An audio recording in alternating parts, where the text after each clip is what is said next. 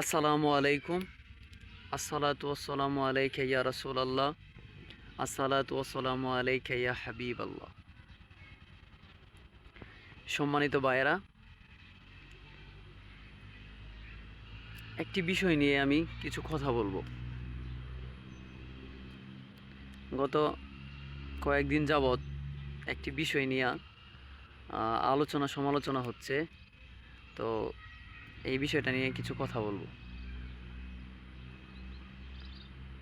মহান আল্লাহ রব্বুল আলামিন সর্বপ্রথম রাসূলের পাকের নূর মুবারক সৃষ্টি করেছেন। এই বিষয়ে সকল আলেম ওলামারা একমত এবং কোরআন হাদিস দ্বারা প্রমাণিত।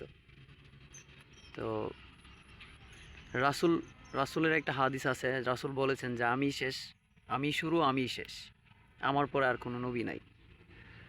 এখন একজন বিজ্ঞ আলেম বলছেন যে রাসূল 40 বছর বয়সে নবুয়ত প্রাপ্তি হয়েছেন, তার আগে নবী ছিলেন না। নাউজুবিল্লাহ।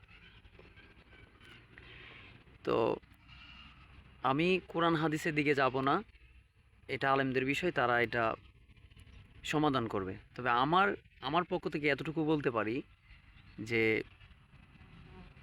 আমাকে যখন আল্লাহ পৃথিবীতে পাঠিয়েছেন তখন আমার রিজিকের ব্যবস্থা আল্লাহ পূর্বেই সিদ্ধান্ত নিয়ে নিয়েছেন, এবং আপনাকেও যখন পৃথিবীতে মানে পাঠাবেন বা পাঠিয়েছেন, রিজিকের সিদ্ধান্ত আল্লাহ তাআলা আগেই তৈরি করে রেখেছেন। এখন রাসূল তারা যতজন রাসূল পৃথিবীতে এসেছেন তারা কিন্তু আল্লাহর মনোনীত। আল্লাহ আগেই সিদ্ধান্ত নিয়ে নিয়েছেন যে তারা পৃথিবীতে যাবে এবং তাদের উম্মতদেরকে সঠিক পথ দেখাবে। তো নবী সিদ্ধান্তটা কিন্তু আল্লাহ শুরু থেকেই সিদ্ধান্ত নিয়ে নিছেন। এখানে যে 40 বছর বয়সের কথা বলা হয়েছে, 40 বছর বয়সটা মূলত রাসূলের প্র্যাকটিক্যালি নবুয়ত প্রাপ্ত হয়েছেন, কিন্তু তিনি শুরু থেকেই নবী। এই বিষয়টা আমাদের মাথায় রাখতে হবে। আর আরেকটি বিষয়, সেটা হলো যে সাধারণত প্রথম শ্রেণীতে যে ছাত্রটি লেখাপড়া করেন সে প্রথমত ছাত্র, এবং দশম শ্রেণীতে যে ছাত্রটি লেখাপড়া করেন সেও ছাত্র।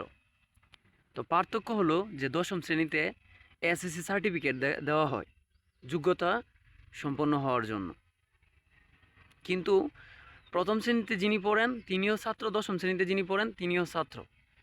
তো ছোটোবেলায়ও তিনিও নবী, এবং 40 বছর বয়সে যিনি স্বীকৃতিপ্রাপ্ত, ঠিক আছে, সনদপ্রাপ্ত হয়েছেন, তিনিও নবী। তো কিয়ামতের 1 সেকেন্ড পূর্ব পর্যন্ত নবীকে অস্বীকার করার কোনো সুযোগ নাই। ঠিক আছে। তো পৃথিবীর সম্মানিত এবং পৃথিবীর সর্বোচ্চ মর্যাদার স্থান আল্লাহ তাআলা রাসূলকে দিয়েছেন। রাসূলের সঙ্গে কারো তুলনা হয় না। এই বিষয়টা আমাদের মাথায় রাখতে হবে। আর আলেমদের ভুল হওয়াটা এটা স্বাভাবিক, এটা সমাধানও আছে, সুন্দর সমাধান আছে, সমাধানের মধ্যেও সুন্দরতম সমাধান আছে। আমরা এই যে সোশ্যাল মিডিয়াতে সমালোচনা না করি, আমরা সুন্দরভাবে যেভাবে সমাধান হয় সেই দিকে আমরা এগিয়ে যাই, এবং সেভাবে সমাধান করা উচিত। আর রাসূল রাসূল হলো আমার কলিজার টুকরা এবং আপনার কলিজার টুকরা। তো রাসূলের বিষয়ে যখন বিধর্মীরা বা ইহুদিরা বা অন্যান্য জাতিরা রাসূলের সময় যখন কুৎসা রটনা করেন, তখন প্রত্যেক দেশে মুসলিমরা বা মুসলমানরা এটার প্রতিবাদ করেন। ঠিক আছে। তো এই বিষয়টা মাথায় রাখবেন যেন রাসূলের মানহানি না হয়, এবং রাসূলের বিরুদ্ধে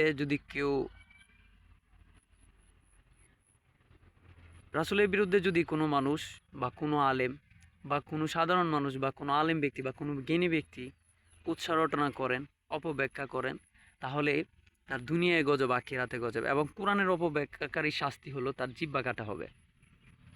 ধন্যবাদ।